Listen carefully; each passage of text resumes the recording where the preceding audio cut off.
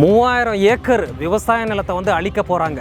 நம்ம ஓசூர்லேருந்து 10 கிலோமீட்டர் தூரத்தில் தனிநபர் விமான நிலையம் இருக்குது. அடுத்ததாக ஓசூர்லேருந்து 73 கிலோமீட்டரில் கெம்பேகவுடா ஏர்போர்ட் பெங்களூரில்.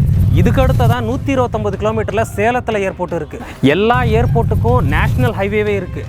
கிட்டத்தட்ட நம்ம 1 ஹவர் இல்லை 2 ஹவர்க்குள்ளே நம்ம இந்த ஏர்போர்ட்டுக்கெல்லாம் போயிடலாம். இருந்தும் பார்த்திங்கன்னா 3000 ஏக்கர் விவசாய நிலங்களை வந்து அழித்து விமான நிலையத்தை வந்து கொண்டு வர போகிறாங்க. அதாவது நம்ம தமிழ்நாட்டுக்கு 70% காய்கறிகளை உற்பத்தி செஞ்சு கொடுக்குறதே பார்த்திங்கன்னா நம்ம கிருஷ்ணகிரி மாவட்டம். ஆல்ரெடி கிருஷ்ணகிரி மாவட்டத்தில் 8 சிப்காட் தொழிற்சாலைகளை கொண்டு வந்திருக்காங்க. வளர்ச்சி அப்படின்னு சொல்லி கிட்டத்தட்ட நம்ம பாதி மாவட்டத்தை அழிச்சாச்சு. கனிம வளங்களையும் கொள்ளையடிச்சு இன்னும் பாதியும் அழிச்சாச்சு. மிச்சம் மீதி இருக்கிற விவசாயிகள் வந்து நம்ம தமிழ்நாட்டுக்கு வந்து காய்கறிகளை வந்து சப்ளை செய்கிறாங்க நம்ம கிருஷ்ணகிரி மாவட்டத்தில் இருந்து.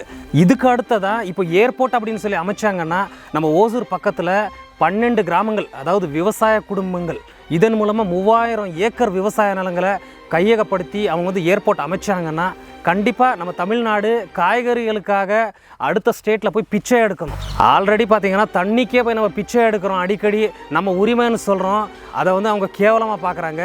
இதே மாதிரி போச்சுன்னா காய்கறிகளுக்கும் நம்ம அடுத்த ஸ்டேட்டில் போய் நம்ம பிச்சை எடுக்கிற நிலைமை வரும். அதனால் நம்ம கிருஷ்ணகிரி மாவட்டத்தில் இருக்கிற விவசாயிகளும் சரி, பொதுமக்களும் சரி, இதை வந்து நம்ம எல்லோருமே ஒன்றா சேர்ந்து நம்ம வந்து தடுக்கணும். இல்லைன்னா கண்டிப்பாக வளர்ச்சின்னு சொல்லி மொத்தம் நம்ம கிருஷ்ணகிரி மாவட்டத்தையும் அழிச்சிடுவாங்க.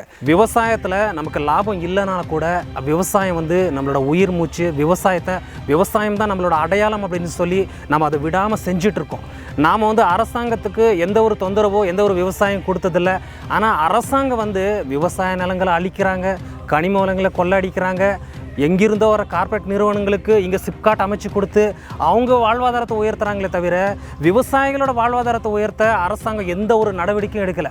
விவசாயிகளுக்கு கஷ்டத்தையும் நஷ்டத்தையும் தான் அரசாங்கம் வந்து கொடுக்குறாங்களே தவிர விவசாயிகள் வாழ்வாதாரம் முன்னேறதுக்காக இல்லை விவசாயிகள் விளைஞ்ச பொருளுக்கு மதிப்பு கூட்டுற விதமாக தொழிற்சாலைகளை அமைச்சிருக்காங்கன்னா இல்லை. 3000 ஏக்கர் இந்த விவசாய நிலத்தை அரசாங்கம் வந்து கையகப்படுத்துவதை உடனடியாக நிறுத்தணும்.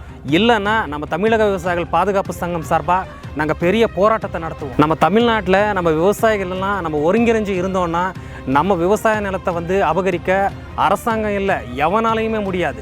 பொதுவாக அரசியல்வாதிகளும் அரசு அதிகாரிகளும் நாங்களும் விவசாய குடும்பத்தை சார்ந்தவங்க தான் அப்படின்னு சொல்லி வரீங்க. அந்த பதவி அங்கீகாரம் கிடைச்சதுக்கு அப்புறமா விவசாய தூக்கி எறிஞ்சிடுறீங்க. நம்ம விவசாயிகள் எல்லோருமே நம்ம ஒற்றுமையாக இருந்தால் தான் இப்போ அந்த 12 கிராமத்தை அழிக்கிற அந்த திட்டத்தை வந்து நம்ம தடுத்து நிறுத்த முடியும். அதனால் எல்லா விவசாயிகளும் பொதுமக்களும் இதுக்கு வந்து ஆதரவு கொடுங்க. நன்றி.